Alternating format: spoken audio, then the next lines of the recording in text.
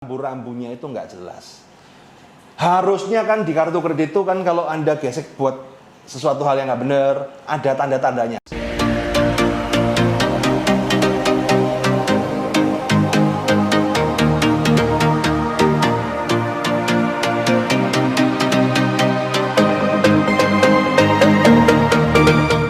Usaha dengan kartu kredit, join Credit Card Revolution.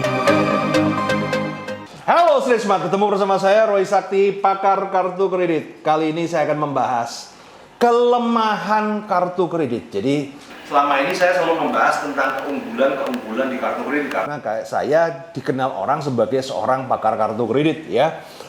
Nah, tapi kali ini saya akan mengambil kelemahan-kelemahan di kartu kredit supaya kita lebih netral dalam pembahasannya, teman-teman ya. Tujuan saya ada channel ini adalah menginformasikan pada Anda yang baik dan yang jahat. Setiap apapun pasti ada sisi kelemahan, ada sisi kekuatan ya.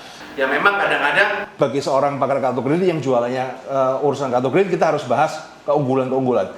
Tapi sebagai seorang pengajar yang mempunyai tanggung jawab moral, kita juga harus membahas dari sisi lain, yaitu adalah kelemahannya. Nah, kali ini kita akan bahas kelemahannya apa supaya itu bisa diantisipasi kalau Anda menggunakan kartu kredit. Ya. Ada beberapa kelemahan di kartu kredit. Ya. Nomor satu, kelemahan yang paling krusial adalah kita didapatkan kartu kredit, sebuah kartu yang bisa kita gesek sesuai dengan nilai limitnya. Problemnya adalah kita tidak pernah ada rambu-rambu apakah ini digesek benar atau salah. Benar atau salah dari kacamata kartu kredit adalah apa? Selama digesek approve itu ya benar, ketika digesek decline itu ya salah. Cuman ketika digesek benar ini digesek untuk apa? Kita benar-benar kendali di tangan kita. Bebas teman-teman. Anda mau gesek kartu kredit untuk bikin bisnis startup bisa. Anda gesek kartu kredit untuk bermain saham, oke. Anda gesek kartu kredit untuk main forex, oke. Anda gesek mau pakai kartu kredit untuk main binomo, karepmu. Anda gesek kartu kredit untuk membayarin gendaanmu, karepmu wis. Bahkan Anda gesek kartu kredit untuk bayar angsuran, itu pun juga bisa gitu loh. Artinya apa?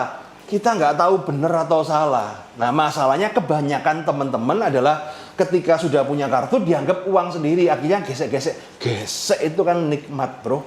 Yang nggak nikmat ya pas bayarnya. Ternyata Anda menggunakan gesek ini untuk kebutuhan konsumtif. Bahkan yang lebih parah lagi, Anda gesek ini untuk bayar angsuran yang lain. Pertanyaan simple, ya. Ketika Anda gesek kan approve ya, benar toh. Nah, padahal untuk bayar angsuran yang lain, yang terjadi adalah utang Anda mulai gali lubang, tutup lubang, lama-lama gali kuburan massal, ya. Dan Anda terkubur di dalamnya. Nah ini adalah kelemahan di kartu kredit. Rambu-rambunya itu nggak jelas. Harusnya kan di kartu kredit itu kan kalau Anda gesek buat sesuatu hal yang nggak benar, ada tanda-tandanya. Tidut, nggak benar gitu loh, ya. Tapi nggak tahu gimana caranya bikin kayak gitu ya. Nah, tapi harusnya kan begitu, ada warningnya. Pakai untuk ini. Oh, ini resiko rendah, resiko sedang, resiko tinggi, ya kan? Pakai untuk angsuran tidak boleh. Harusnya ada begitu, tapi ya nggak tahu lah, ya. Makanya Anda perlu belajar. Makanya saya sebenarnya punya kelas Credit Card Revolution, Credit Card for Business Mastery. Tujuannya adalah untuk mengajarkan mana yang benar dan mana yang salah. Karena memang pelajaran yang terbaik adalah dari pengalaman. Masalahnya kalau udah pengalaman nyungsep duluan, itu ngabisin duit, ya. Anda bisa ngabisin ratusan juta hanya untuk belajar. Oh, ternyata cara ini salah itu. Itu udah ratusan juta, teman-teman. Itu kelemahan nomor satu. Ya. Kelemahan nomor dua. Ya kan, kelemahan nomor dua adalah ngatur satu kartu kredit nggak apa-apa, tapi yang masalah adalah Anda bisa apply ke bank-bank lain tanpa bank lain itu bisa mengontrol. Gitu loh, teman-teman. Artinya apa? Anda bisa punya kartu kredit dari 10 bank, 20 bank bisa. Nah, masalahnya adalah ketika Anda sudah punya utang dari 10 bank, 20 bank, ini yang menjadi masalah. Saya kasih contoh ya. Misalnya contoh Anda seorang karyawan dengan gaji 10 juta deh.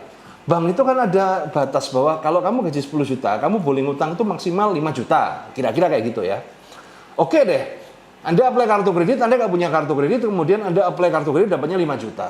Oke, maka bank itu melihat, oh ini sudah dikontrol. Karena kalau sampai terjadi apa-apa dengan penghasilannya, dia masih bisa membayar tagihan 5 juta itu dengan setengah dari penghasilan dia. Tapi di saat yang bersamaan, kamu juga apply ke bank A, bank B, bank C, bank Z, bank Toyib, bank siapapun ada, ya. Akhirnya Anda punya 10 kartu kredit yang limitnya 5 jutaan kali 10, 50 juta. Padahal penghasilanmu cuma 10 juta. Nah di saat inilah mulai terjadi kendala. Artinya apa? Ketika kamu gesek semua, ya kan gesek 30 juta aja.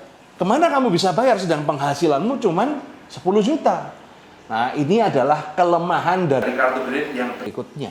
Ketika Anda tidak bisa ngontrol, apalagi Anda tuh gampang galau, ya, gampang terprovokasi, darahnya panas, ya kan? Ketika ingin sesuatu harus hari ini, harus sekarang. Nah ini akan menjadi malapetaka bagi Anda. Jadi itu adalah kelemahan-kelemahan di kartu kredit. Di CCR tiba-tiba dapat 100 juta. Waduh. Iman dan imronnya itu nggak kuat, bros. Kejadian yang terjadi adalah apa? Banyak teman-teman di masa lalu ya, saya ngomong. Banyak teman-teman di masa lalu tiba-tiba dapat kartu kredit 100 juta. Wow, kilaf, bos. Jadi auto sultan. Yang terjadi adalah nggak digunakan untuk modal bisnis, malah digunakan untuk modal miara sugar baby ya. Kalau di orang Surabaya itu ngomongnya gendak purel loh, kebanyakan purel-purel karaoke. Nggak tahu kalau di kota Anda itu namanya apa ya. Kalau di Surabaya itu ngomongnya purel. Nah, akhirnya apa? Wah, ada uang abang disayang, nggak ada uang abang ditendang, cari abang yang lain. Nah, ketika uang sudah nggak ada, yang ada adalah tersisa tagihan-tagihan yang menumpuk. Nah, pertanyaan saya, apa sugar babymu itu mau bayarin tagihan kartu kreditmu? Dan bagaimana caranya kamu bayar? Kamu sudah tinggal mau kondo mulu.